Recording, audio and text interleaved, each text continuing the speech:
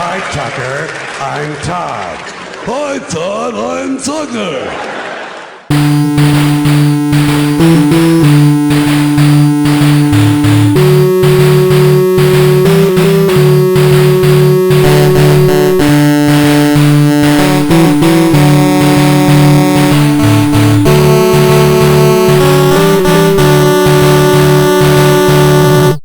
I want you to know I definitely cannot hear you. Keep trying. Hearing nothing. Keep trying. Okay, let me maybe restart it. What did you change? I turned back on the annoying red glowy button. I think that's the on button, Todd. I don't know. It says it's the 48-volt button. Oh, I think it's the phantom power for the unit button. What is that? The phantom power. I don't exactly understand how it works, but because like proper mic cords don't send power through them, so they kind of need like a preamp thing, and the preamp thing is always called like the phantom power or the phantom box or whatever. Oh, for a minute I thought we were dealing with whatever was responsible for the first Star Wars prequel. Oh, the Phantom Menace? Yeah, isn't the phantom power what was used to kill Qui-Gon Jinn? I don't know. What was the Phantom Menace? Was it supposed to? Was that what Darth Maul was? What was the Phantom Menace referring to? Was it a meta joke that there was actual no antagonist in the first one? Yeah, I don't know. But was it referring to Darth Maul? Was it referring to Senator Palpatine, who actually was kind of a phantom when he was being a bad guy? Oh, yeah, I guess that is what it would be, right? Because yeah.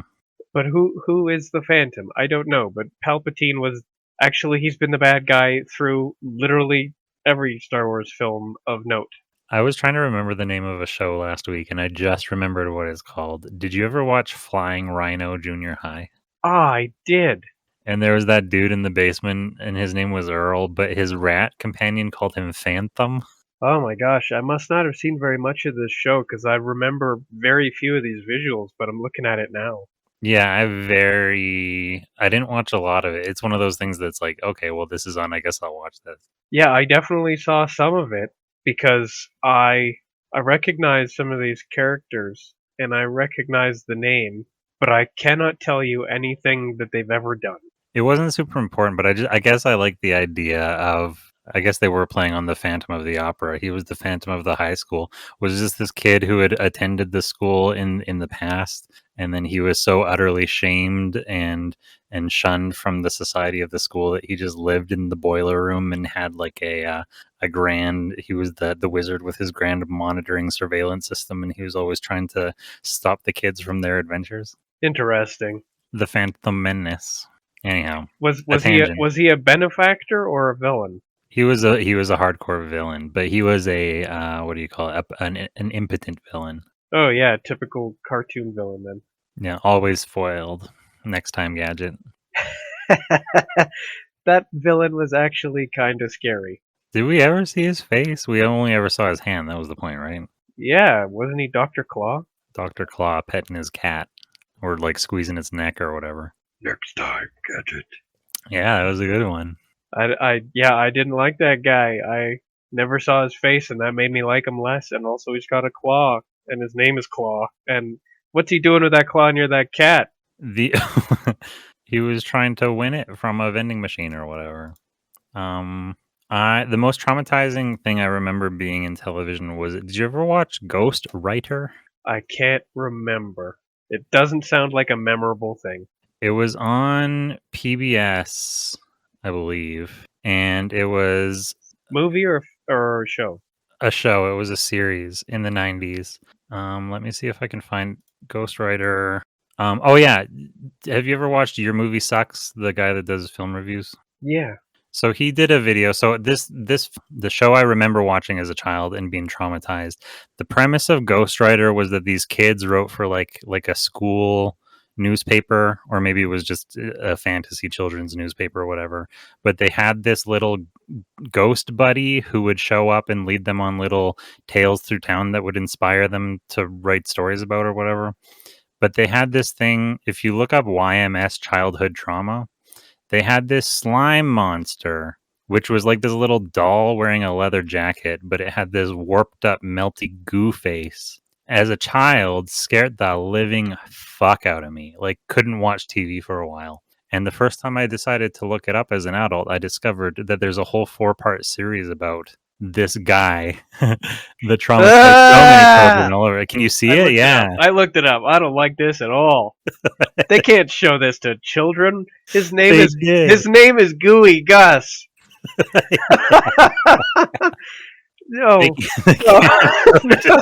No. Yeah, He looks enjoy like your- the raisins. Yeah, but worse. Enjoy your Way good night edible later. So much worse. Oh my god. I don't like this at all. I'm going to go And- ahead and tuck that into a little box in my brain and never open it again. No kidding. And he was so scary because he would, when it was like hot or whatever, he would melt into a little puddle, and then he could move around and like reform somewhere else. Like, it was nightmare fuel, and they were showing it on this like afternoon kids show. Yeah, good luck keeping him out by closing your door, kids. He's just gonna melt into a puddle and come under it, and then right up your pant legs. Yeah, they literally did that in the show. Oh, Horrifying. yeah, we need a character who can do that. Oh yeah, we should have a little melty guy. Oh, that's Yeah, interesting. we're gonna.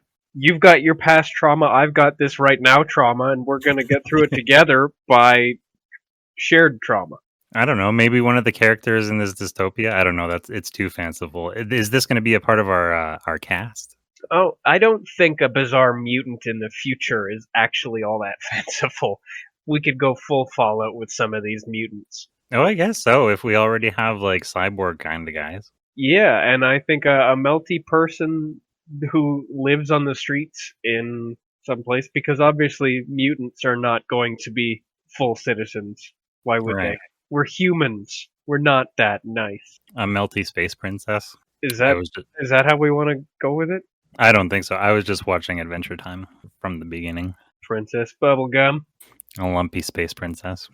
I love that. So I forgot that so early on, like episode 2, they go to lumpy space. That show is a fever dream.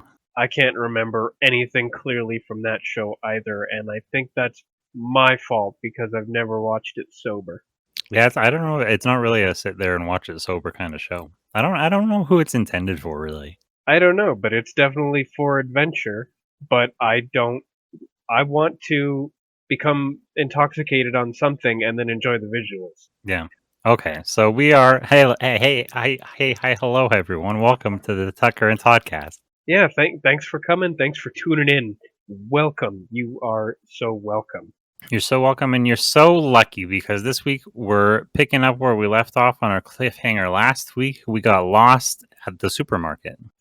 The proverbial supermarket. We actually just came out of a really long and unnecessarily, choreographed alley scene, and we've been abandoned by our guide, and now we're left to our own devices in a totally unfamiliar city in a totally unfamiliar future.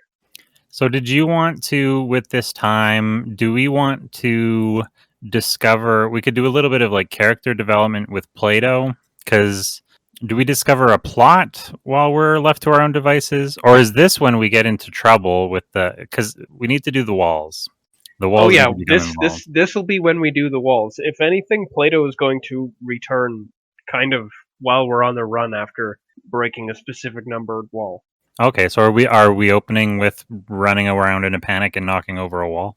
Oh, we'll get there, but first we actually have to just kind of wander around, because why not go explore a little? We're not really afraid. We've been in worse circumstances, I remember at least once we've fallen into a dimensional rift into who knows where. So we'll be walking around. We definitely have to find our way into some kind of public square where we can hit an information booth and get sang at. All right, we need our saying out, and we do need to do some world building as well, I guess. This is the opportunity to kind of take in the sights. That's true. We have to decide right now what district we're in. Like, what's the ideology of the district we're in? Because every district is going to have, like, its architecture kind of defined by its ideology. You're going to be able to see what everybody believes as much as, like, read or experience just by looking at anything. Yeah, I guess, did we enter the city from like the outer wall and the districts move inward sort of thing, or do they get better as they go? Are they objectively considered in some sort of hierarchy? That's an interesting question. My original inception of this city was actually that it was kind of vaguely ring shaped, and that there were just like sections in the ring that was each district for an ideology. But now that you think about it, it it would be even more a symbol of division if it was not just based on ideology, but also kind of like class hierarchy. And who determines the class hierarchy? Uh, And I mean, the extreme liberals. yeah, I guess that's how it kind of works out. This could be some social commentary. This is sort of funny. Yes, when liberalism has gone too far and it's basically Tumblr and Twitter sit right at the middle of the city on the hill overlooking everything else. They're in control. Oh, that's funny. And they're commenting on everything going on the as you move outside. They're inside sitting there. They're inside in their bubble looking out. Do we put them literally in a bubble? Oh, I don't see why not. Since they love their fucking echo chambers as it is, we might as well put them in one. And now, as we're considering this, where do we put conservatives in relation to the bubbled liberals? Well, we certainly can't put them up on the hill together. So I'm gonna maybe they form like a ring around the hill because they're next. That means everybody else is even worse. Does their ring around the hill slightly block the view? Is their hill slightly taller than the hill in the middle? That seems highly unlikely. I'm trying to figure out some sort of way of visually or architecturally, whatever, the term for it, but somehow symbolizing that one is no better than the other. Well, they certainly aren't like actually better than the other, but one of them certainly thinks that they're better than everybody else. All right, the point is that one thinks, yeah. And we do have to remember that we're tying this into somehow this whole structure that exists, however far in the future, came from a misinterpretation of our sarcastic satire sketch. So this is all related to the signpost somehow in the past. So I don't know if that somehow figures into the, I don't know, anthropology of this city state. Yeah, it's their overriding dogma, right? But of course, it probably needs to have been like some kind of game of telephone, where there comes a point where it's no longer recognizable as anything we've written. Right. Okay. So where do we, going back to, if this is a ring, these are concentric ring walls. Yeah, I think I do like the idea of it being a ring, but also still incorporating this hierarchy. So it'll be a series of rings. This is the Russian doll. Right. And yeah, then even within those rings, there still can be sections within those rings where everybody's segregated because they just simply don't want to have anything to do with each other. Oh yeah, definitely there will be like additional little subdivisions of each particular ideology where they don't get along because we're gonna have like Catholics and Protestants. It'll be like Israel and Palestine in some of these neighborhoods. Right. It'd be kind of funny. Ultimately, every single district is the same, but it's that flavor of the same thing. So there's a Little Italy, and there's a Chinatown, and there's the Catholic district and the Protestant district. But I guess that wouldn't necessarily work. That's getting deep into it. But the point, my question is, as we're telling our story, do we come to town from the outside and move inwards? So is our alley scene from the last episode, is that in the very outer ring? I think it should be, yeah, in the outermost district. Now, we don't necessarily have to go through every single ring in sequence and in great detail. We can pick, we like our rule of 3. We can pick our 3 favorites, starting with the outer ring and the furthest inward, and then, like a little bit in between without having to go through every conceivable ideology that the city might contain. Yeah, I agree. Some can be left to the imagination, and some is implied. Yeah, because we always have the opportunity to do like a walking montage scene where we go through, and hopefully the architecture of each of them is distinct enough that it tells you right away what their ideology is, or at least gives you an idea. Yeah, there's this symbology or iconography or whatever. Yeah, because we want every single aspect of that particular district to be kind of informed by their ideology. Right.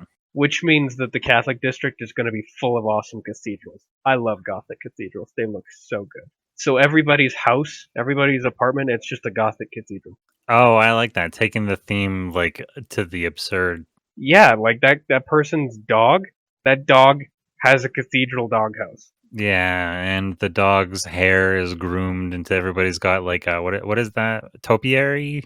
Oh Or is yeah. that Catholic themed topiary Yeah, lawns? exactly. Then you kind of get the idea that it's visibly all of their aesthetics just like applied categorically to everything in their life. It's sort of like the cafeteria scene in a high school drama where they're introducing all the cliques, but it's that style of I guess cinematography or whatever. But it's for this whole entire place that's developed a lot more. Yeah, actually, it's a lot like that because like you can tell everybody from their cliques in any of those films, they all have like this overriding theme that makes them immediately identifiable and related to each other. Right.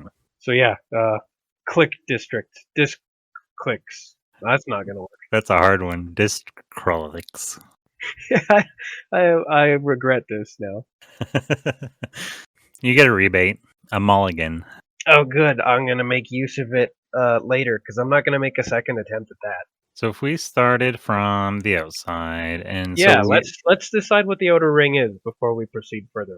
yeah, I guess we kind of do. We want three. I guess if we determine what the first one, we can kind of figure out what the joke is going from there. So this needs to.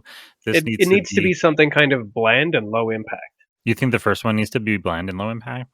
Yeah, like they get increasingly severe as you go in. Like the stronger the ideology, the more those Oh, people that think makes they're sense. better than everybody else, and nobody thinks they're better than everybody else than our highest top hill, the extreme psycho liberals. I agree. Okay, so should we kind of take, is this a chance, as much as it's going to be bland, do we kind of take a poke at people who have the ideology with kind of like the least backbone, like the most fake and performative, maybe? Are we going to suggest that the outermost ring are all vegans? That's kind of funny. Is it vegans? Is that one overdone? Is there a new? I think that might be overdone, and I'm not sure how we would do their architecture besides making sure that nothing contains animal products. Everything's made of soy.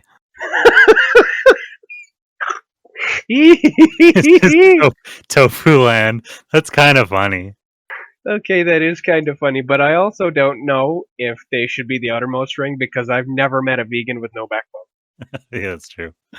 Never even heard of one that was like, kind of just roll over and be like, all right, agree to disagree. Nope. They're pretty persistent. Yeah, so we need an ideology, but it needs to be soft and generally agreeable. I mean, is that where the nihilists are? Oh, they just don't care. They don't believe firmly enough in anything. It's just their Just a slogan bunch is of guys whatever. Just a bunch of guys in black shirts and gray pants. They're all in sweatpants too. The attitude, the overriding attitude is just whatever. Yeah, I like that. I think that means everything needs to be kind of ramshackle. Some things are just nailed together, some things are held together with string. Some things are falling apart, but nobody cares enough to do anything about it. That's why the outer ring is kind of like a trash heap slum. It's where the nihilists are. And These aren't poor people. Nobody's poor in this society, but these are the people who don't give a fuck about anything. But that is sort of fun to play with. We can kind of project what we're developing for the world here now back onto when we eventually end up doing the first one. But introducing us to a future dystopia and having the first district that we see being this sort of like crust punk slum that is very tropey of dystopian futures, and I like the idea. I agree. That's anytime you start in like a setting like that, you always start in the shittiest part of town. I think that's a rule. But I really like that we're going to kind of like sort of misrepresent it as being that, but then kind of put the little switcheroo on it, and the subversion is that, oh no, this is just where the nihilists live. Yeah, this isn't the poor district. These guys are just fine. They just don't care. This is the district where people don't care. Yeah, I like that. Unlike what certain shitheels will have you believe about real life poor people, these people did choose this. So then is the next district like the existentialists where they care but they can't stop thinking about it? Ooh, that one's gonna be uncomfortable to walk through. An entire district that's just existential dread. But their places are all like cottage core. Oh yeah, it's got to be comfortable, but everything just has like this underlying tension. Yeah, I like that. I like the pseudo comfort. Everything is mocked up. Everything is made up to be as comfort as possible, but it's a coping mechanism. Everybody's in the shower. Everybody is actually huffing. They all have like an oxygen mask on, but it's attached to a bag of copium. I like yeah. And like just Government subsidized copium. everything is just like a little too like tight. Everything is wound up really tight. Occasionally you'll see actual real strings that are just too tight. Like a clothesline somewhere, it'll snap because it was like there was a breeze. Oh, with sound like the violin string sound effect. Yeah, absolutely. And I don't know, maybe that somewhere there is an actual suspension bridge with big wire, meaty wire cables, and they just sound like they're under extreme tension. I love the idea that things are just constantly snapping. That is exactly what would happen in an existential dread neighborhood. Everything looks fine until you put just a little bit of pressure on it, and then it snaps. Okay. But they still are able to logically acknowledge that nothing matters, but they are that's sort of their kryptonite in a way as well. Yeah, absolutely. They're worried that nothing matters, as opposed to the nihilists who embrace that nothing matters. Yeah, well, the nihilists don't care that they don't care, and they don't care that nothing matters. These people, they care that nothing matters, and they want it can't to stop matter. caring. They're desperate to try and inject some meaning into it, and the more effort that goes into it, the less it means. And oh god, this is already I'm in my own head now. The irony is that the grass is actually greener there. They have the greenest grass in the city, greener even than the vegans. There's this dude that moved in across from us, I guess towards the end of summer, middle of summer maybe. And the complex that I live in has pine trees all over the place. So the pine needles acidify the fuck out of all the soil. So there's no real grass going around in most of the areas. In front of the houses they are, in the back they aren't. But this guy is a farmer from Saskatchewan, and he spent every day out there with his grass fertilizer and watering the lawn, like an excessive amount, like hours a day, just out there watering the lawn. And I theorize it's because he needs a reason to get outside from his kids. He's got 2 babies, and it's kind of amazing to watch somebody escape into their coping mechanism like that. Oh, yeah, I imagine that is exactly what you're going to see all throughout this district is people doing yard work. Just lots Just obsessively. of yard work. Yeah, like some guy is going to be raking like 3 leaves off of his yard. Just like as soon as one falls off his tree, he runs out the front door to go rake it up. He waves at you kind of politely as he through gritted teeth, and then takes a long drag out of his copium bag. Just huffing on his copium. I guess it's not even a copium bag. Everybody just has like vaporizers like they do now, but it's like vape pens and whatnot, but it's copium. Oh, yeah. Definitely. If there's any neighborhood that vapes a lot, it's this one. Fuck. It smells like blue raspberry. Yeah, there's just like a whole cloud floating over the place. Everybody thinks it's smog, but then they get in close and they find out it's just copium vapor. That is sort of a funny lead-in as we're moving from the nihilism district to the existentialism district. We see this fog rolling in, and it's kind of creepy. And we're like, "What's that?" With the spoon sound effects and whatnot. And they're like, "Oh, that's just the vape fog from the existentialism district." And then, of course, the fog has to like clear a little bit, and then it shows what like appears to be a pristine neighborhood. It can even have that like shiny sound. You know, it's audibly sparkling. And you don't get to see the tension until you get into it a little bit. Oh yeah, whatever one of the pristine things that we're looking at. Maybe there's like a statue of a golden harp or something, and as we approach it, there's like a fountain and everything under the statue. And as we approach it, we get closer, and the strings on the harp start to snap. Oh yeah, like as you approach, you need to like hear them starting to tighten the audible tension in the strings, and then twang, twang, twang. And just every scene that we're in, something is twinging and twanging. I like that so much. Like it needs to be visible and audible that the theme there is just everything is under way too much pressure. If anything, the gravity probably feels like 20% heavier too. Everything's grinding its teeth. Even the statue. Yeah, I was trying to imagine a statue or a horse or something like that. Okay, our third district. Might actually be the vegans. Oh, that's funny. If we want to take a crack at them, we kind of already did, so we're free and clear to move on if you like. If you've got a favorite, then that we can make really visual, but an entire neighborhood made out of soy is still kind of kicking me in the belly. It's very funny, but I'm not sure, because we did nihilists and then existentialists, should we almost zoom in a little bit on the philosophical grounds of what veganism is? Would you call those moral or ethical naturalists or something like that?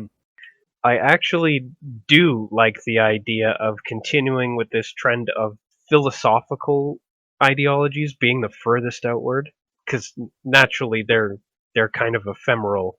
They're shifting all the time. Right. But I What also, about thought? since we have Plato, sticking with the philosophical theme is on point. What would you call a vegan? An ethical moralist? What is the term for that? I don't know. An ethical moralist, an ethical naturalist, maybe. I actually no. I think an ethical naturalist would recognize humanity as opportunistic omnivores, but Yeah, also a natural, yeah. insist that we don't accept anything like factory farming and stuff like that.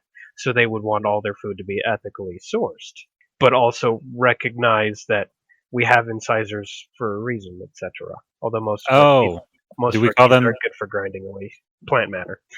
Is it sarcastic? And these are the ethical capitalists Oh wow! in their world made of soy. What? Why would ethical capitalists have a world made of soy? It's a product that you can sell. I don't know. Oh well, if we're gonna do ethical capitalists, I think marketing should be what everything is made out of somehow. But Oh, there's that's nothing. interesting. There's capitalism is kind of innately unethical in a lot of ways. But also, the capitalists would be a lot further to the center in terms of conviction. Yes, they would, especially because like hardcore capitalism requires pretty significant devotion to oneself. I'm trying to think of people Oh, whose I guess we arguments sound come. like socialists now. But they're not very far away either. Like everybody who thinks they have all the answers is really close to the center of this circle. I guess maybe is the vegans thing sort of funnier, just to start off as in rather than following a theme, do a 1-2 switch and be kind of like, ooh, nihilist, ooh, existentialist, and what's the third one? I wonder what's going to be. Vegans. You know what? I think you're right. I think it is funnier to be consistent and then not. To make it start off seeming as though we were thinking hard about it, and then just decided not to. We ran out of smart ideas, so we went with what So we was went back funny. to what's fun. That's what we're doing this for. Yeah, I think we can be pretty creative with making a very vegan neighborhood look funny, especially because it's right next to the existentialists who actually do have the greenest grass. Right. And oh, that's very funny. The vegans would hate that the existentialists have the greenest grass. Yeah, so like there's an opportunity for a bit of additional tension there, right on the border. I also am going to accept it because my first instinct was to go, is that overtread ground veganism? I will consider this a challenge to make original jokes about veganism that aren't like the same punchy down shit that they've always been. And I think the fact that we're putting the vegans on one of the outer rings means that we're already kind of punching sideways. Yeah. Because their placement means that they're the only people that are better than them are the people who are the nihilists and the existentialists, the people who don't give a fuck about anything at all, and the people who are afraid that there's nothing to give a fuck about. In terms of the ethical hierarchy, vegans have it pretty good. Okay, yeah, I do. I like that. That means everybody else is worse than vegans, which is probably something that we can joke about, in character. The vegans are this far out. That means everybody else past this point is worse than vegans. The future really is bleak. Yeah. I'm sure there's somebody that we can make a reference to who saw it coming. Okay, how much time do we spend in? So I guess the first district, second district, third district, they would have the outer wall, second wall, third wall, fourth wall. So the fourth wall is the next wall between the vegan district and whatever is after that. So it makes sense for that to be the wall that we break and Yeah, run away from. that'll be when we break it, and thanks to Plato's intervention, we won't have to go through any more districts in detail until we get closer to the center. So that'll Right. rescue us from having to continue this trend past the point of it being welcome. He will whisk us away. Yeah, there's got to be some kind of like underground subway in this place that'll take you to other districts so that you happen to go through places that you disagree with. Because in this world, nobody has to subject themselves to anything that they disagree with. Right, I guess that is true. Do you think is it an underground tunnel system then? Yeah, probably. If anything, it's the city that this city was built on, if you know what I mean. Like the old town, the old city, crumbling ruins Yeah. and stuff, and tunnels, and basically whatever is left of the previous city before they Edinburgh. built this new one. Yeah, turns out that's not an uncommon theme in old enough cities. And that one from Final Fantasy, which I only know as a reference, but I've never played. My only understanding of this in popular fiction is in hive cities in Warhammer. We're gonna go through the Underhive. Should this looks really cool. I've never seen a hive city. I feel like I should get into. Does Warhammer have like one consistent, like kind of like story or lore or whatever, or is it fragmented and broken into a million complex things? Yes, both. Okay. The answer to that is yes. It has one larger overarching story that is made up of all of these disjointed, broken little things, some of which Right. conflict with each other. That's the thing, is since the narrative is so huge and has so much room for additional stuff in it, the kind of the official stance is everything is canon, not everything is true. Because you can consider anything you read about it or do in it to be like a game of telephone. It's word of mouth. Sometimes it's a lie. Sometimes it's a misinterpretation of the events. So everything is canon, not everything is true. Okay. So we're in this underhive. There's probably some gangs down there. There are gangs of people who have cognitive dissonance, people who believe two different sets of conflicting values. Oh, that makes a lot of sense. That's perfect. I was gonna ask if the Underhive, if we're making any sort of visual or architectural reference there to what the city was that this thing was built on top of. If that's important, I don't know. I'm conflicted on that between having it look like more like just like a contemporary quasi-futuristic city, because if like I don't know if it was built at a time before ideologies ruled all aspects of the architecture and everything, or it's based on the people with cognitive dissonance that you'll find down there, and it's probably a bit of both because they'll have redecorated during their time. Okay. I'm trying to also think currently while we're discussing this if there are word plays that I can do with cognitive dissonance and also like a city place, a name for the Underhive. Cogtown. I don't know. Yeah. I will play around with it as with everything else. Okay, we go to the cognitive dissonance Underhive. Do we have any interactions with people? I guess what are we doing now with Plato? Do we have questions now that we've seen all this stuff? I guess we kind of want to get to the place. We want to go with him to link up with some representative of the city who's going to explain. I'm not sure. I assume that Plato went to go and like the reason why he left us was to go arrange for some kind of meeting of some kind, like something for us to do that he had to go for. Couldn't take us with him. Now he needs to take us in secret through this place, and I assume that this is his opportunity to give us a dump of exposition, or at least Right. a little bit. Because he knows what's going on. That's why he went back in time to fix it.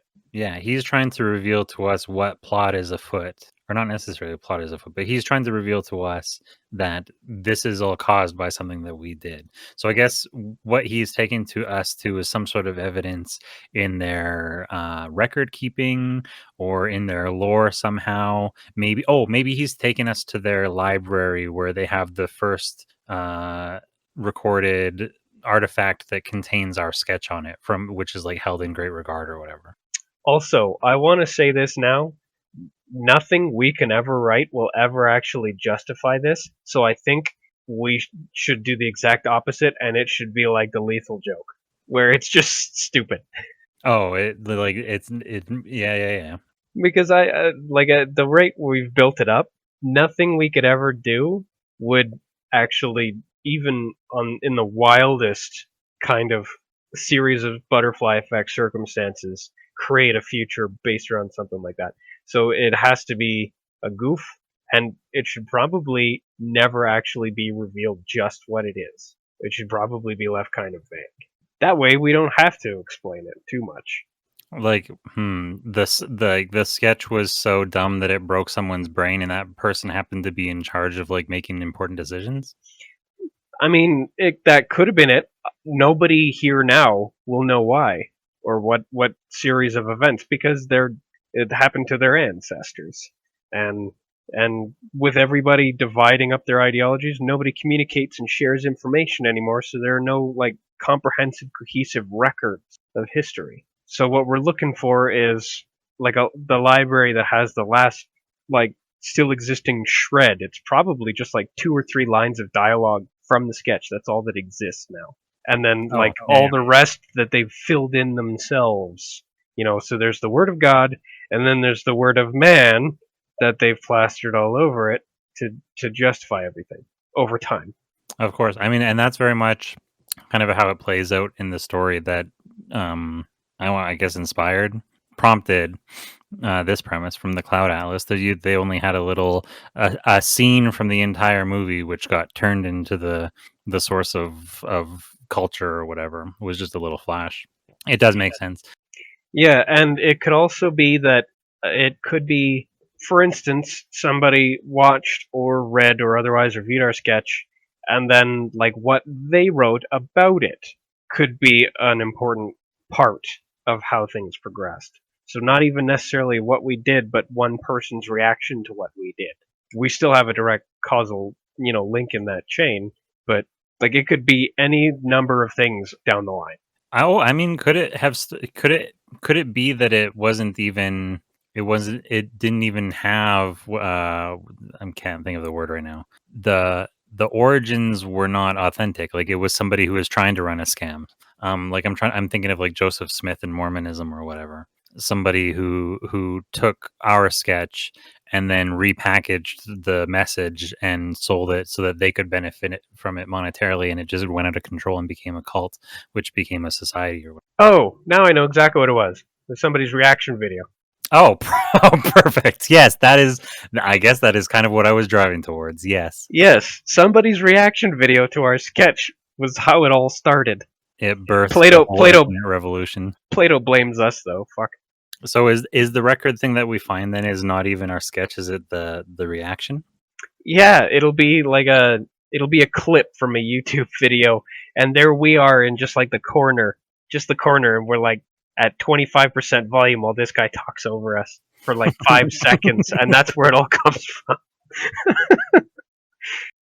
It's just like a parasitic content kind of thing, and that's where it was. Did you get booted? Okay, I'm back. What'd I miss? Not much at all. What was the last thing you heard from me? All I had said was that in my head I feel like the person reacting has a Manchester accent. Oh, well then I did say stuff after that. Oh, I didn't hear anything after that. Okay, let me try to remember what it was that I divulged. Right. Well, whatever he actually does say, if it's even intelligible, maybe it's garbled and it's all staticky, so it's just a mess from time, and so everything that happens is literally any viewer's interpretation of it, because it's just like a tiny scrap, the last scrap of the before time of that part of history. Oh, is it sort of like, what is that dumb audio clip that they play and some people hear it says one thing and some people hear it says another. Laurel, laurel, laurel, laurel. Whatever it is, it should be like that, so that it basically has a different message for each person interpreting it, and it corresponds, of course, to their particular confirmation bias. So that's where all the Right. ideology stuff comes from. And for some reason, Plato blames us for that. Okay, so I'm trying to figure out. So he blames us. He shows us this little thing, and we're kind of like, huh? What does that have to do with us? Is that kind of how you see it going? And then he'll just have to point to the corner and be like, there's you. He's interpreting you, and we're interpreting him. But of course, that when we get to this library, in fact, I'm going to assume that the library that actually holds this shred happens to be in like the undercity kind of area. That's the where lost info. that's where the library is preserved.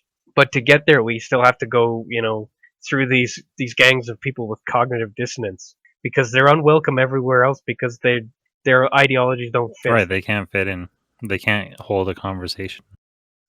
No, because any conversation has to adhere to an ideology, and these guys have multiples, and that's just incomprehensible. These guys are the real mutants. They start to drift.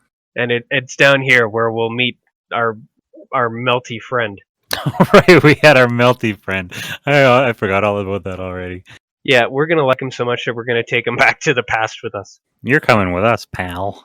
Yeah, he's just goop. We're gonna put him in a suitcase that drips. Okay, so I guess what do we need to do then? We need to survive our trip to this library first. The gangs are not friendly. Oh, I mean, I guess they could be half friendly. They can't agree with themselves over it. So on the one hand, they want to kill you, but on the other hand, they want to be your friend. Is that how we end up managing to slip away and survive? Is that we get them to disrupt? They break out into chaotic arguments? That's probably the only way we're going to get through it. Is we need to question them on one thing and be like, but does that make sense if you also believe blah? So basically, we're going to do the paradox trick on them, and then they're going to start fighting and breaking down. Yeah. Yeah. I'm trying to figure out how to work this wall thing into it. When we get to the end of the vegan district, we will encounter the proverbial wall. So we'll back it up. Do we actually just walk into it because we were preoccupied looking at something else in the vegan area? Maybe we saw a really hot vegan mom. Maybe Todd did anyway. Oh, mommy. Well, I'm wondering, maybe their wall was also made out of tofu, and we I don't know. Well, it would at the very least be half made out of tofu. The other half would be made out of whatever's on the other side. Right, on the other side. But maybe they're awful. Maybe whatever their wall is made out of isn't any sturdier than tofu. Yeah, because when I was originally trying to figure out how we would accidentally break a wall, I was kind of like, imagining in Hercules, like we knock something over and it falls over domino style. But is it funny if we're just like looking the wrong way and we bump into it and the whole thing crumbles? I don't know. I mean, this might be an opportunity for another of our favorite Rube Goldberg machine incidents. I'm really fond of those. That is sort of the easiest way to end up doing it, I guess. Because, I mean, I don't think Tucker could break anything by walking into it, except possibly himself. And I mean, in my mind, these are huge walls. Well, they're damn near insurmountable considering the level of communication between districts. They don't even throw flying airplanes to each other. Like paper airplanes with notes. They don't even talk that way. So I guess it could be, if it's a Rube Goldberg sort of situation, it still could be sort of like dominoes. If we knock over something very small and it just knocks over something incrementally larger in some zigzag pattern until the largest thing is breaking down the whole wall. And I don't know if we're breaking down the whole wall or putting a hole in it. I don't know. Oh, we're going to destroy a section of the wall. I think the last thing on the line of dominoes will be like some large, tall structure. I don't know, maybe it's in the shape of an eggplant or something. I was going to say it's a Domino's pizza. These are vegans. Yeah, there's alternatives. They hate cheese, and they hate pepperoni, and that means we're not putting a pizza in there. But there's vegan cheeses and non-meat meat. Yeah, but this is the future, where it's dystopian. They don't have those things anymore. They're purists. They're Puritans. Yeah, and so, I don't know, maybe it's like a gargantuan ear of corn. Oh, given that everybody is the most Puritan in their ideology, is everybody here like a fucking Quaker? You mean all the vegans are Quakers? Well, in every district, everywhere, everybody is a Puritan. They're like Catholic Puritans, or they are existentialist Puritans, or whatever. And so everybody, I don't know. Maybe I Well, don't. they will all be kind of like refined, like purified versions of those ideologies. If anything, the people will be a bunch of walking, talking caricatures. Right. They'll be one dimensional, and it won't even be a case of bad writing in this case because that's the progression of their society now. They're Right. one I guess dimensional so. on purpose. Well, yeah, because it got to the point that you weren't putting your ideology on your lawn; you just become it.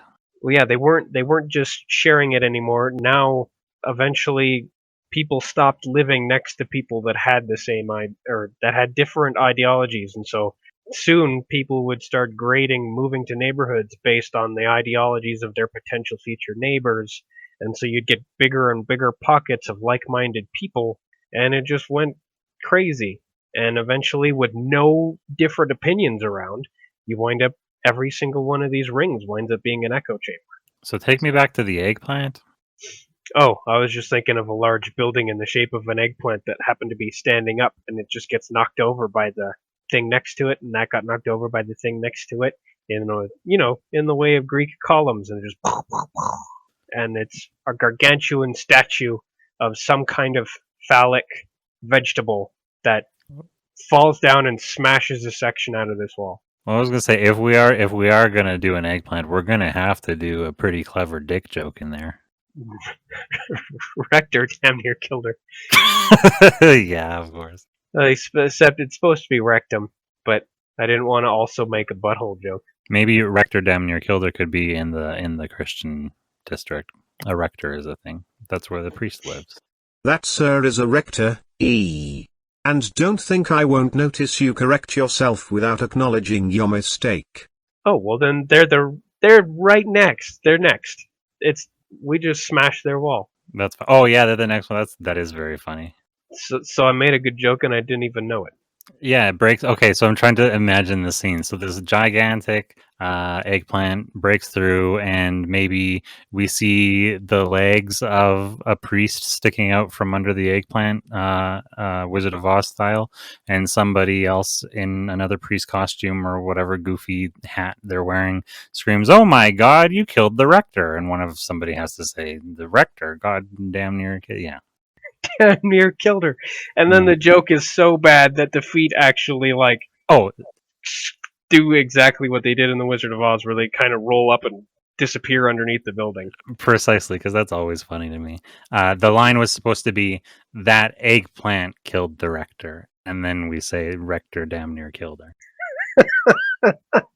And yeah, the dead rector thinks the joke was so bad that even the corpse cringes away from it. Yeah, that's very funny. He doesn't. He can't deal with that. He can't reconcile it. There, he's gone. Oh, yeah, and we hear a string snap from the last district. Oh yeah, just like the cables on the suspension bridge finally go down. Yeah. We've only just arrived and we're already causing the city to fucking collapse. That is very much like us. But it's worth it because we're setting it up for a killer fourth wall joke later. Well, that's the thing is Plato's going to show up because now that everything is falling apart, he just has to follow the rising clouds of dust and smoke. So he has no trouble finding us. And he's like, hurry, we've got to go. You've broken the fourth wall. Oh, does it happen right there? Either it happens right there or somebody else makes a reference to it later and we have to look at the screen and say, shh. I'm trying to work. I want it to be a little bit clever because I like the idea of having an actual fourth wall, like a proverbial fourth wall break when the literal fourth wall breaks. But if he comes along and claims that was the fourth wall, we could then turn to camera and be like, "Oh, geez, didn't know." I know, clever. Yeah, something of that nature. You know. Do we want anybody to actually say we broke the fourth wall? Or do we want to actually just have it... Do we want to have crossed past 3 walls before that and then break this one and then kind of just like play a musical note where our characters look at the screen. It's just like wah wah.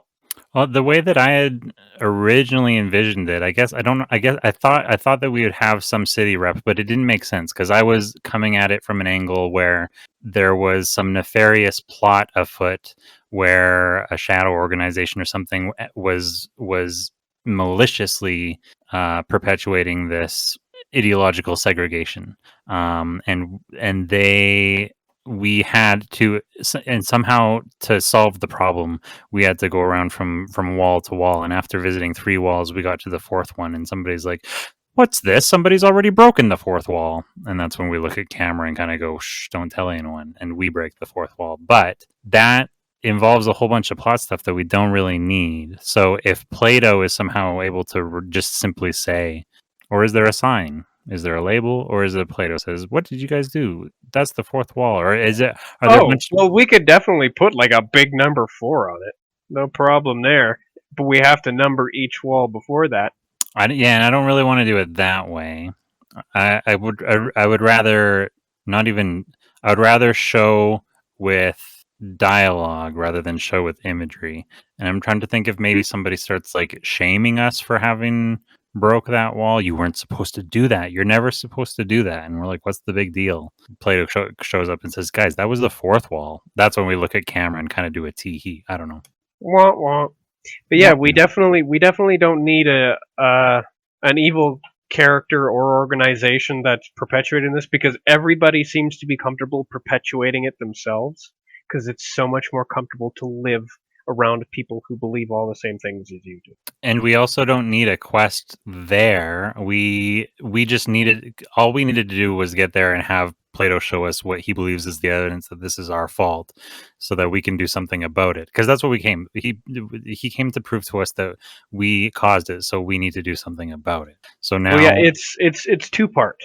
He wants to show us that we have a direct causal link to it, and he also wants to show us that the outcome is a bad one. Like, if we have a direct causal link to an outcome that we regard as benign, then we don't care. right? He needs to demonstrate to us that it's negative. And I think just passing by all these people that are ideologically segregated and then going through this wretched little undercity full of basically troglodytes with cognitive dissonance is going to be a step towards that in kind of self-evidence. But then Plato will probably have to give us one last little speech or demo. Do you think Plato gives us one little demo, or do we have a conversation with the?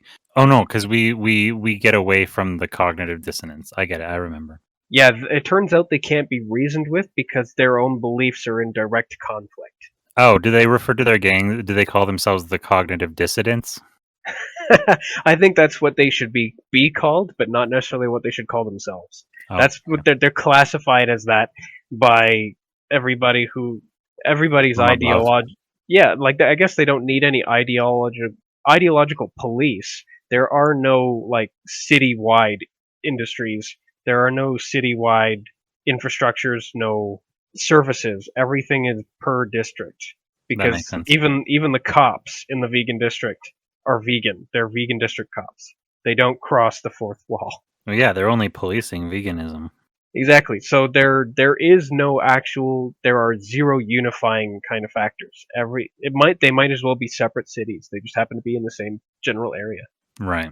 I guess, do we have to touch on why they are all in the same area? Just convenience? Oh, I kind of explained the process that I think in my head how that would have worked, with people just kind of naturally feeling inclined to move to be around people that believe the same stuff as them, because everybody's forced to declare publicly what their ideologies are, all of their beliefs, and over time they get more and more like narrow and refined until it's a singular ideology, and then eventually they just found kind of the city just kind of naturally restructures itself around that in a way to accommodate it. That actually makes a lot of sense. And I was thinking of something, not even in the same. I was not thinking about this as a problematization for our narrative, but I was just kind of considering a problem of human beings is the fact that even though you can have a group of people that self-identify as being a homogenous group because of whatever their ideology is,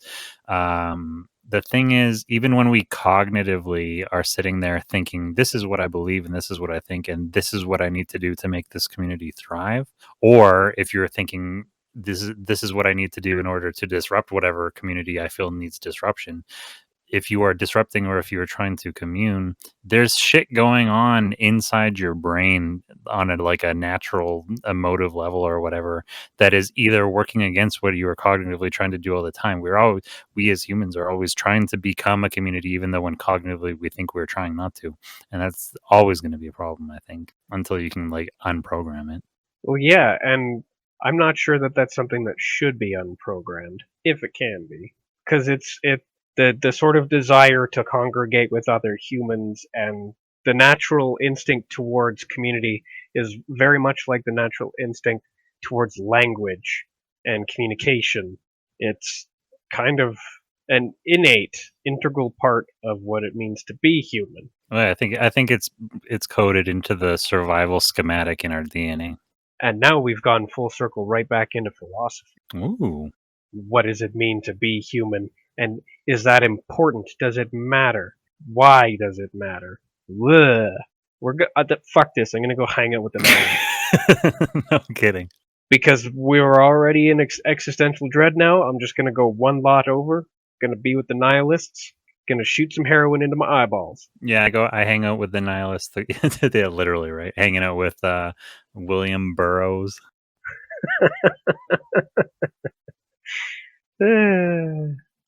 Okay, so we're traveling in the undercity. We've bamboozled the gangers.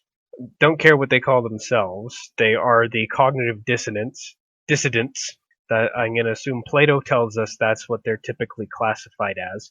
Anyone who turns out to be that way gets banished to the undercity from their respective neighborhood. For his final example, then, rather than showing us, is sort of like rather than showing us another example of why things are bad, does he take us to like the oldest part of the undercity, or even the undercity under the undercity, to show us like what came before as a symbol of hope, kind of a Lorax thing? There used to be something good here, and unless someone like you cares a whole lot, nothing's going to get better. It's not.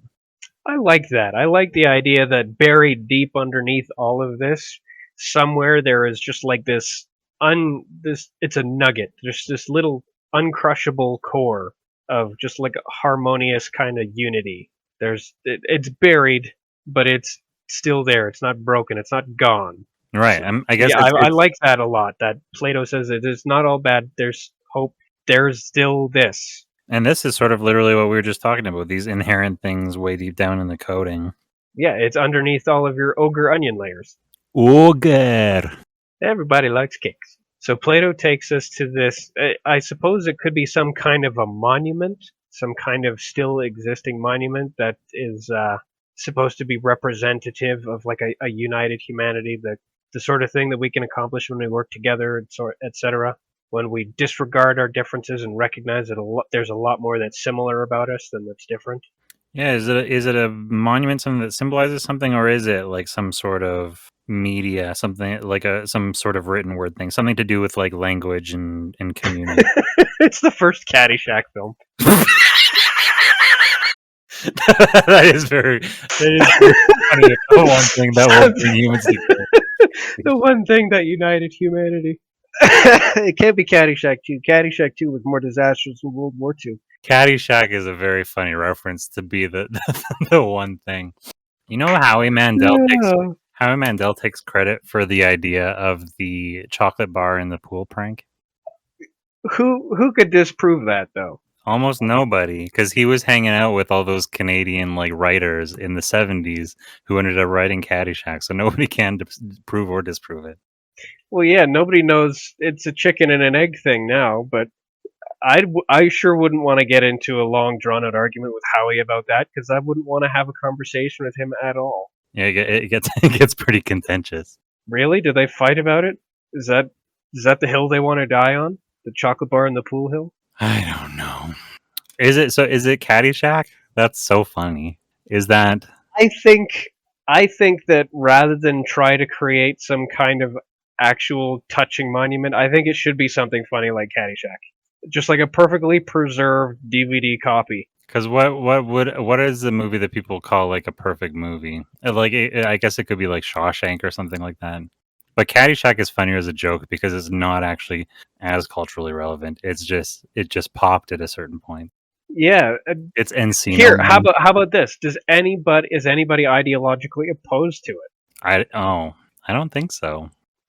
See, if it produces no differences, if nobody's ideologically against it, then it is now a unifying factor in this future. It doesn't violate anybody's ideology. I bet you there's a non-vegan thing in there somewhere. Maybe. I keep trying. I mean, Dangerfield is pretty fucking distasteful. But I keep trying to think of little, like I was going to say it's a statue of Brendan Fraser. Because when you said nobody's ideologically against it, I'm trying to kind of go through the Rolodex now. Oh, so now we need to pick the single most benign thing we can think of. Something that nobody disagrees with. I dimly recall something that nobody disagrees with coming up previously. That we talked about, or that's, I feel like, yeah, this does seem familiar. I think we spoke about it last week, but I don't think we ever actually decided on something that would be that. Whatever it is, I would want it to be a joke and not like thought to, like, I don't want it to be the actual thing that everybody would be least. Well, yeah, anything that nobody disagrees with must be so bland and so insignificant as to be completely forgettable by history. So it can't be perfectly benign. I still think Caddyshack is funny. Caddyshack, I don't think anything's going to make me laugh as much as the suggestion that Caddyshack was. Oh, yeah, you kind of popped your mic for a minute. Unless it's sort of like a joke, like it's like a whoopee cushion or something that has lasted forever, and it's like about like laughter will bring people together. Oh, it's just that's still Caddyshack. I guess so, yeah. Caddyshack is funnier than one fart joke for sure. This seems to be pretty unimpeachable. First thought, best thought. And it's also very funny in my mind if we're doing everything in our animated style and then there's actually just a DVD copy of Caddyshack. Or I guess maybe like a beta VHS just a real one. Yeah, like a real real life Caddyshack video. With like a sparkly light playing on it. Angel choir music. Yeah, it's under like a sunbeam. There's some moss, like some ivy draped over it, and we pull it aside, and the sunbeam plays on it. That's very funny. Okay, I'm sold on Caddyshack. It's official. It's in the draft. I'm so into it. Okay, so Plato takes us to this sacred site that everybody kind of stays away from. Does everybody stay away from it? Nobody else even knows about it, maybe. Maybe it's a secret. Even the gangers aren't aware of it. Or is there some sort of the red-haired creature thing? I can't remember her name from season 2 of Dirk Gently. The girl that was always creeping around, and she was in there. Burger Bush. Yeah, baby. Yeah, I know her. They brought her back. That was a disastrous choice. Like a something like that. Like, yeah, that is weird. Oh, never mind. You know what? We just found the perfect job for our slime friend. Oh, he's lurking around. He's the guardian of Caddyshack. That's so great. Does he have a more official sounding title, or is he just literally I am the... Oh, I don't know if he can read. I don't know if anybody can read anymore. Nobody has to read anymore. Everybody knows what their ideology is. But he is the guardian. I don't know if he'll be the guardian of something, but he is the guardian. Oh, I am the guardian of this. That's how it's going to work, too. Because he's not going to be standing there. There's just going to be a puddle there. And soon as somebody gets too close or says something, that puddle's going to form into a melty guy. Yeah. I am the guardian of this. Yeah, I am the guardian of this. And we go, Caddyshack? And he goes, I don't know. Is that what that says? Oh, is that what that says? We don't read. No, ever since they shut down Twitter. Ever since Twitter took over. Yeah, actually, maybe they do read, but every single branch of the city has its own Twitter so that nobody has to read anything they disagree with either. Everybody, like each ring has its own internet, Everything. It's kind of like the Chinese firewall. Oh, is it like we're only allowed to read Twitter? I'm not allowed to read anything that's not Twitter. I like that better. Because then, of course, Twitter is a fascist dictator. And frankly, Twitter is at the very top of the highest tower on the tallest hill in the center of the city. Yeah. Because nobody benefits more from all of this division than Twitter.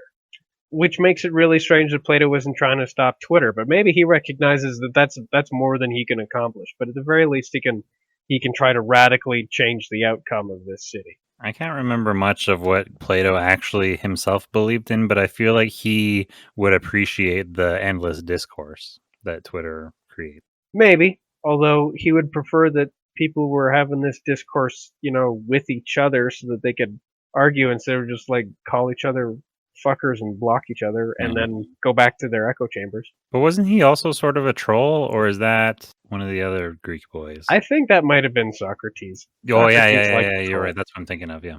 Most of what we know about Socrates is from Plato's writings anyways, and so I think he might have just written him as a troll to be his straw man. Oh, that's interesting, yeah. Hopefully Plato has grown up a little bit in the future. So we encounter our slimy friend, the guardian of this. I do like that he's not allowed to read anything but Twitter. So they're so stuck in that they don't even like recognize. I guess they probably don't read and write English anymore or use the Latin alphabet or any of that.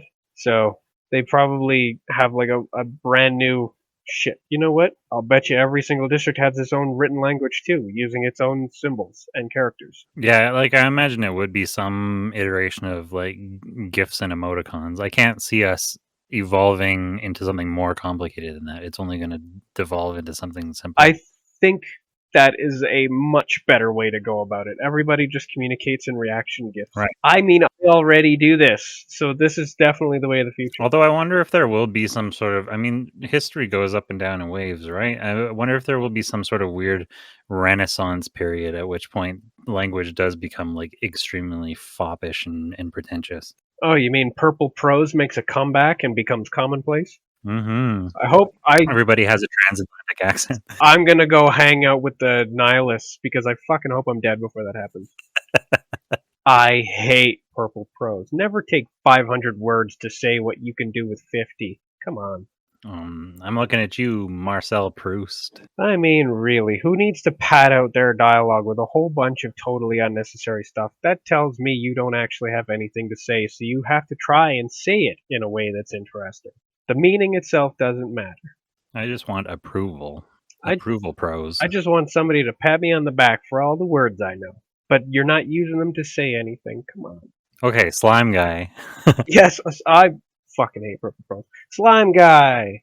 He's the guardian of this. He doesn't recognize the name because it's not a GIF. Is that what that says? It's not even animated.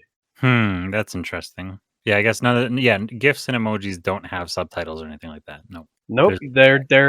They're like pictographs. So everything is like very visually determined. So they've gone back to pictographs. I like that. That works for an incredibly divided society like this. Everything is just like little visual meanings. Right. There's no complexity of anything left because everybody has a super simple, narrow ideology. So anything that they would have to talk about is similarly narrow and simple. Yeah, it folds down. Your language folds down to the key phrases that you use most frequently. Yeah, since there's no longer any complexity of belief, there's no longer complexity of communication. Okay, but we need to explain to this goopy fellow why we're down here and why we need Caddyshack. Oh, are we down here to use Caddyshack in some way, or is Plato just trying to make a point and show us like this is how things were before? We can return it to this if we try. Yeah, that's kind of Plato's thing. And then I don't know, maybe we all sit down and watch it together. Maybe the slime guy becomes a couch. We'll do it on one condition. I haven't seen Caddyshack in a while. We'll do what? We'll watch it on one condition? No, we'll go back to our time and we'll change our minds on one condition. I haven't seen Caddyshack in a while. Is this how the scene ends with us watching Caddyshack? Yeah, and there we are with our laugh puppets. We're laughing as we watch Caddyshack, and after all of the weird super disturbing stuff we've seen, we're now in a good mood again. We're like, all right, maybe we will fix it, but we have to find a way to get back out of here again. Yeah, because we need to bring our slimy guy with us. Oh yeah, he's definitely coming, because especially if he can turn into a sofa. Are we going to bring? Do we watch Caddyshack there while we're down there? Absolutely. There's a dusty old DVD player and a flat screen down in this dank cave. There's a power outlet. There's just one. Who knows? But yes, that down there is where we watch it. The acoustics are great. On our couch, buddy. Yeah, there's nowhere to sit down there, so he just like slime morphs into a gross couch. It's like that wet couch that Carlin described, or you sit down on it and it's always squish. You fellas can sit on me. Whatever. Squish. Cut to us laughing. Yeah, we're enjoying. The screen casts light and illuminates us, and that's what you see. I am going to do a little, because I think it's cute when they do little multimedia, whatever you want to call it. I am going to have a little cardboard cutout paper doll TV, but I'm going to do a green screen trick on it so it looks like Caddyshack is playing on the TV. Can we do that? I guess just to make it look like it is? Yeah, if we just do it shrunk down just for like half a second, and we're using it as a little reference. We can even have our heads, our little cutout heads shaking in front of it. What do you call it? Mystery Science Theater style. Oh, yeah. Our silhouettes. Yeah. Oh, yeah. Instead of being on a little TV, maybe we say, hey, Craig, can you project this onto the wall or something like that? I don't know. Has Craig been with us this entire time? I don't think we had brought him up at all. I don't think he came with us. I think it was just us and Plato, which is why we were totally lost when we were lost, because normally we have somebody to help us. Yeah, you're right, and that it makes more sense because Craig would be he's too useful. Yeah, kind of like that bunny suit that we almost never use. It solves too many problems for there to be a story. I do like that we came up with a plot contrivance device that we would be able to use to help us get out of situations, and I think we used it a grand total of twice. And both times it was a lot of trouble because it doesn't necessarily pick the perfect thing. That's right, yeah. And also, it makes you look like a stupid bunny. And what's not funny about that? I promise I'll find a reason to use it next week. But until then, we have enjoyed so we watched it down in the old city. Yeah, in the lowest level of this undercity, in this little cave that has sort of become a shrine that the Guardian lives in. He probably has like a little litter box or something too. And so we're like, okay, you're cool. You can come with us. We need to get out of here. We are inspired. Okay, Plato, you win. Caddyshack was great. We need to return the world to laughter and harmony. I think we're going to add one more condition, and that condition is that we get to bring the slime guy home. Oh, so Plato's like, okay, now will you? And we're like, one more condition. What is it now? And we're just like, we want to bring him with us. He's like, fine. I don't care. Yeah, whatever. Well, fine. I literally don't give a fuck. I'm Plato. Oh, right. We're in a cave. We're in a cave. We can do something with this. We're in Plato's cave. We can make a thing out of going out into the light. Oh, maybe we're the shadows on the cave wall now. Oh, that's interesting. I'm trying to figure out how to do something with that. We don't have to make a big thing out of it, just enough for it to be a nod to Plato's cave. Obviously, the light from the television screen would cast your shadows on the wall behind you, and as you turn, you would be spooked by said shadows. And Plato says, like, Plato just kind of like laughs mockingly at us or something like that, or he makes a reference, I'm not sure. Yeah, I think Plato should be subtle in his response, probably just kind of like, hey, some kind of self-congratulatory chuckle of smug. He knew this would like gets him every time or something like that. Yeah, exactly. I knew we had to do a Plato's cave thing. And I do kind of like the idea that this last vestige of hope for humanity is down by like a little spring in the bottom of a cave or something like that. A little grotto. Yeah, I mean, that's where it always has to be, isn't it? That's where they found the Fountain of Youth. Do we make a reference to that as we're like getting down into this undercity place? We're looking around like going like, these things always end up in like a grotto. And then somebody goes, you mean like that? And the camera swings over to like the grotto. And Plato's like, yeah, that's actually exactly the one. Is it the one from World's End where uh, we see a bunch of pirates fighting right next to the Fountain of Youth? I need to look that up. It's been a while. World's End. That's the Seth Rogen one, right? Or is Pirates it of the Caribbean. World's? Oh, at World's End. I know what you're saying. Okay. Yeah, actually. Because the final act of that movie is them getting to this grotto and then fighting each other in it. Yeah, it would be pretty precisely like that. There's like a TV screen in the center of the ring now. Yes, that's basically what I'm imagining. That's funny. Yep. And then maybe instead of there being any pirates fighting over stuff there, maybe there's just like a cutlass left over. Just so we can add in one more nod. Yeah, like a cutlass and a tri-point hat. A tricorn. Is that the proper term? Yeah, I guess tricorn. It is a tricorn. And not a whole lot of them wear them, but those who do, they wear the fuck out of them. It is a choice. So yeah, like a discarded cutlass and a tricorn. I think that would be a suitable nod. That was the last good Pirates film. Yeah, I don't think I even saw any of them after that one. I saw one. It had zombie sharks in it, and it was really weird. The thing about zombie sharks is they can't jump themselves. Oh, that's a good reference, too. But the thing is, they totally changed up the characterization of Jack, which, I mean, he was the focal point of the series.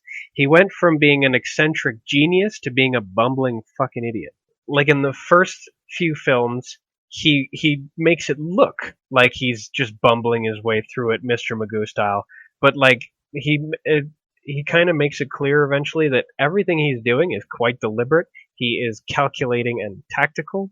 He is an eccentric genius. And then in that film with the zombie sharks, he's just a drunk moron, and he Mr. Magoo's his way through stuff instead of doing his clever plans. Yeah, I think when you're operating a $100 million or $1 billion franchise or whatever, I think I think you just sacrifice whatever you got to sacrifice to make the plot move forward, including the life and soul of the films themselves, to basically guarantee that there won't be any more. Yeah, Operation Bridge Burn. Pretty much. Okay, so we're leaving the grotto. We've watched Caddyshack, and we've decided we're bringing Slime Guy with us. I don't think we stopped to ask him how he feels. He's just like, okay. He's just really agreeable. So he jumps into a backpack or something, and we just take him with us. The backpack drips. I think he's pretty happy that anybody has given him any attention. I'm assuming he hasn't seen anybody in forever. He's just the guardian of this, and now this is coming with us, so he's got to as well. That's a good point. Maybe that's his condition, is we have to take Caddyshack with us. Well, we've already seen it. It has to come. Yeah, I go with it, and it goes with me. That's actually very funny. If his now role, whenever he shows up, he's guarding Caddyshack. Do we have to make him something so that he always has Caddyshack with him, so that he's mobile? Oh, we give him a little backpack that he carries Caddyshack in, and he always drops it when he turns into a puddle. It's like how the clothes fall off of any Bruce Banner or Wolfman character. Yeah, he's constantly having to go back and pick up his backpack again. God damn it, guys! It didn't fit under the door with him. That's not my fault. That's his fault. Especially if it's a DVD. Guys. Especially if it's a DVD copy, because he could just take it out of the backpack and it would go under the door. I'm sure, yeah. Most doors. My door for sure. I've got like a 2-inch gap under my door. There used to be a much thicker carpet in this place. You can tell. It had to go. And then there was a really thin one, and last year we changed the carpet again, so now we're it's medium. So I guess maybe it's more like an inch gap now. A little less egregious. Now that you changed it, does the carpet match the drapes? I don't have drapes, man. Oh. Wait, what is drapes is just top hair, isn't it? Oh, are you asking me if my carpet matches my drapes? I guess now I am contractually bound to agree. That's a little bit personal, but I'll tell you this, carpets never quite match the drapes. They're always a little darker. They're kind of like your eyebrows. Yeah, I feel, the carpets are a little bit more monochromatic. The real question is whether they match your eyebrows, and if they do, you win. You get to stay. The carpets are a closer match to the eyebrows than the eyebrows are to the drapes. Exactly. But now I'm confused, because eyebrows don't have this secondary term. They're just eyebrows. The eyebrows are just the other end of the pubes. So if you pull one, the other one's going to recede. It gets a little bit shorter. Yeah, it's like a long network. Well, then why do I still have eyebrows? Let me tell you. Fuck. Oh, maybe that was telling too much. That is very funny. I kind of want to come back to this as a character who tries to plug his pubes and his eyebrows come out. Hey, every now and then it's important to give them a tug, but I don't think my eyebrows have gotten any shorter. No, a few select ones decide that they're just going to be longer than all the others. Oh, Some are real tryhards. All of mine just happen to have like a bunch of loose thread inside, so all I'm doing is pulling that taut. Oh yeah, you're what do you call it? Not releasing the slack? Yeah. Okay, do we have to traverse back through the other undercity and the whole city again? Are we going all the way back through the way that we came, or are we finding a new way out? I think we can do a montage on our way back out. Like, we can very quickly bypass the gangers who are still having a big argument. In fact, they're probably having a fight complete with it's just like a dust cloud with like fists and feet occasionally coming out and like bang, bop, stuff that would be really easy to animate. And we can pass shortly, or at least nearby, to where we broke the fourth wall and take that opportunity to just kind of reiterate the gag and continue on, because every single place is now different than it was when we passed through it the first time, because of like all the chaos that's basically ensued. Like all of the suspension bridge, for instance, in the existential crisis place, that it's destroyed. Lots of things that we pass by are ruined, except of course for the Nihilist district, which looks exactly the same. I kind of like the idea. Have we actually sown so much chaos into these districts that they are actually at odds with each other? We're starting to see some cognitive dissonance kind of like spreading into these districts, except for the nihilism district. I mean, there's lots of opportunity for people who haven't seen each other before are now kind of forced to acknowledge that there are other ideologies than their own, and there's probably some fights along the borders breaking out. But I don't think anybody's going to develop cognitive dissonance that quickly, especially not after their one policy ideology for their whole lives. Yeah, that's true. I guess they would have to go through a couple other stages of grief first. Yes, especially because it's currently everybody's policy everywhere to banish anyone who doesn't properly toe the party line. That's where all the gangers came from. They're all just exiled from all other areas. Right, yeah. Interesting. I guess we're... Yeah, like a travel montage where we go back and we casually travel by. We don't remark on it. We don't really look at it. We just move on, and then in the background we can see all the havoc that we've caused just by showing up. Because anything, like all of these ideologies that are so narrow and everything, like it would be a super fragile system. Like even the tiniest addition of something outside of their scope would cause chaos, and we do. And do we have any further interaction with this reality, or are we just purely using this montage to make our way back to our little time travel portal hole thing and head back to the studio? I think we're probably just going to do the travel montage, because I think the only, like, what additional interaction could we do with it rather than cause more damage to a future that we are already kind of dedicated now to unwriting? And so we make our way back to the studio, and maybe it fades to a black, and we have a like 4 weeks later or something like that, a time lapse, and it has Plato walks through the door into our studio, and we're watching Caddyshack and laughing our asses off, and he's like, it's been a certain amount of time, boys. Have you made any progress on restoring blah blah blah to the universe or whatever? And we're like, shit, man, we've been watching Caddyshack or whatever. Well, I mean, our responsibility to not contributing to the downfall of humanity was actually just to not do something rather than to do something. So we didn't have to intervene. We just had to take a day off. Oh yeah. But I think what we should cut to is we're watching a reaction video by the guy who reacted to our shit, only now he's reacting to somebody else, and then Plato has to come bursting through the time travel door and be like, guys, we gotta talk. It didn't work. That's perfect. I like that, yeah. Because it turns out that it's not our fault, it's that guy's fault. Is that guy reacting to Caddyshack? Oh, shit. Oh.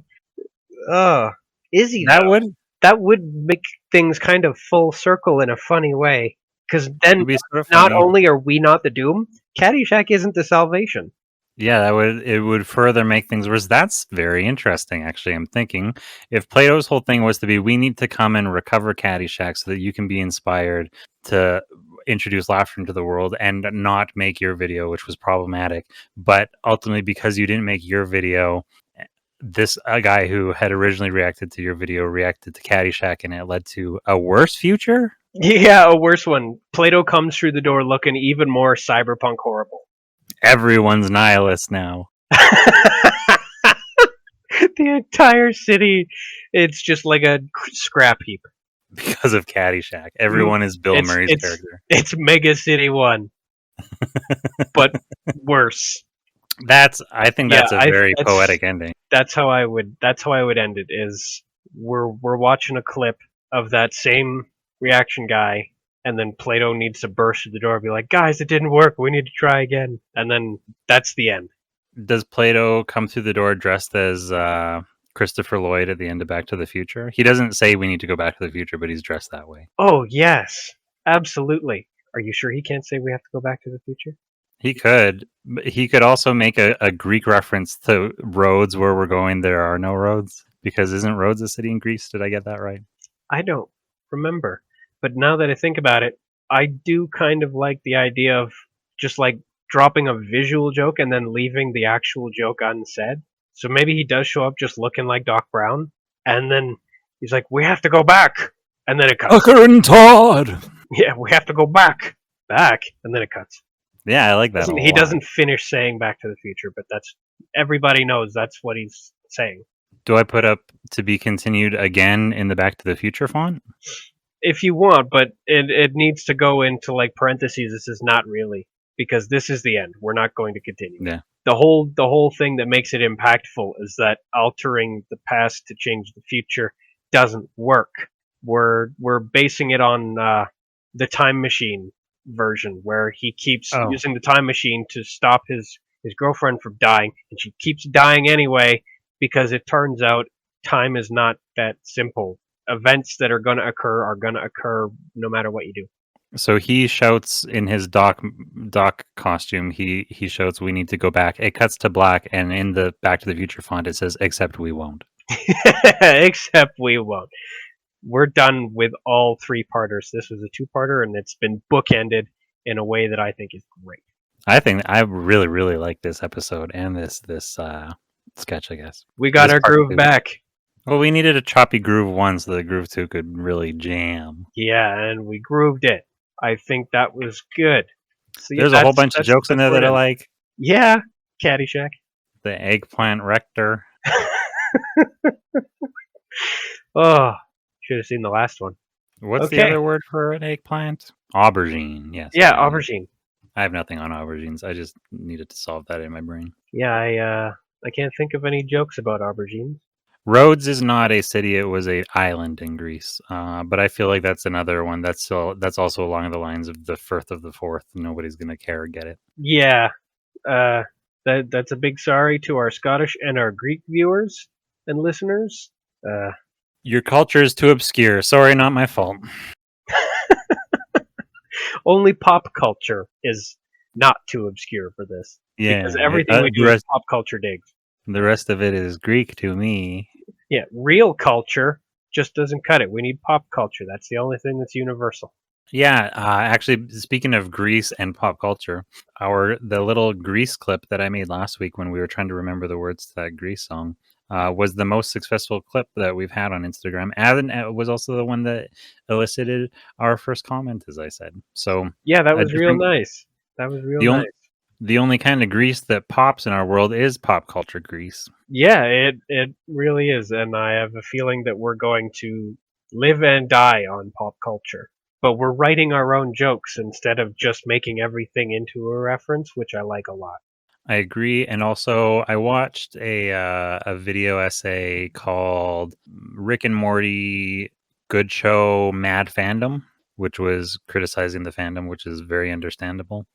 But it was also doing a little bit of a criticism of the show and how kind of servicing their fandom And this is a Dan Harmon thing where he tries too hard, and I guess maybe he gets a little bit from the Kevin Smith thing where he leans so hard into the creating for his fandom that it stops being the art that it would have been if he was just kind of like creating for the sake of creating or whatever. You know what I'm saying? Yeah, he's writing what they want rather than what he wants. Right. And I don't want Tucker and Todd to turn into a thing where we're making pop culture references just for the sake of trying to, I mean, not that we have an audience that's fiending. To try and appeal to a specific target audience. Right. We make our pop culture references because we think they're funny in the moment. Well, yeah, and I think that they're references to things that a lot of people find funny, or at the very least, that a lot of people understand. We're trying to throw a broad net. We don't have like a target audience. Sure. Except You'll maybe never other writers. Say that again. Except maybe other writers who are going to pick up on a lot of like our tropes and cues. Oh yeah. I had one more comment that I was going to make about Rick and Morty, but I guess it's gone. Oh, yeah, you'll never hear us make a joke about Pizzagate. Or, no, Gamergate was the one. You'll never hear a Gamergate reference here. Yeah, no. Even playing around with the ideological rings was about as close to political discourse and that I think we really ever want to get. I mean, there was anti-imperialism's petting zoo was pretty cutting political whatever. Yes, and we will make exceptions, especially for something as egregious as that case, where like it was so clearly bad, and there was so clearly a bad guy. Yeah, when things start spanning decades and billions of dollars or trillions of dollars, I should say, yeah, they're a little bit more of a sore thumb. And this is trillions of dollars for many nations and lots of lives for many nations, and for it to amount to so much nothing like that, and have the entire situation reversed so quickly, that kind of problem starts at the top, not the bottom. I would like to see how that is written about in history tweets 100 years from now. See what I did there? Yeah, I want to know what future historians will say about that. So if I'm going to stay alive for anything, it'll be that. Yeah. Well, do we have? I think our sketch is done, and now we're just doing post-amble. Is post-amble a word? It is now, because if there's preamble, there's post-amble. If anything, this is like aftercare after a really hardcore BDSM session. It seems to be a word that exists. I don't know. Post-amble. I like it. It makes sense. Like I said, if there's preamble, there's post-amble. But I think it's about time we get to the post-amble, which is the outro. Yeah. And the outro goes like this. Yeah, I'll get to it. Thank you, Tucker. Well, thank you, Todd. This has been a cast. And you've been a terrific audience.